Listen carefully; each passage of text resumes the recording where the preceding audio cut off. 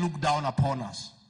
Yet, the vast lands they occupy belong to the Mau Mau and their descendants. And that is the truth. And I'm happy the former Prime Minister, you have said we speak the truth. Welcome to the club of truthful men.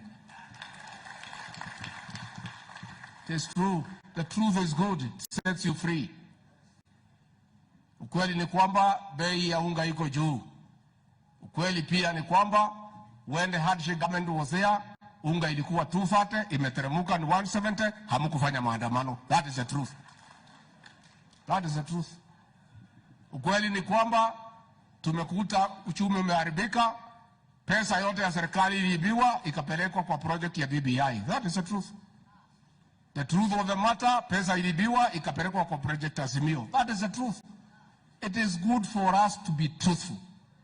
Ukweli ni kwamba pia people must not live in denial.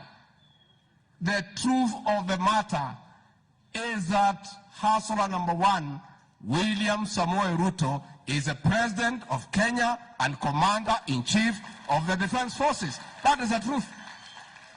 That is the truth.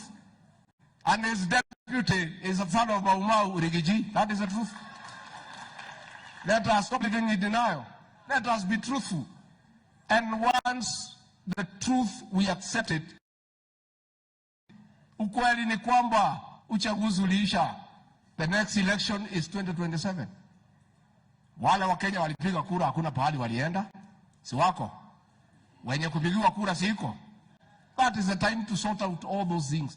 That is the truth. So let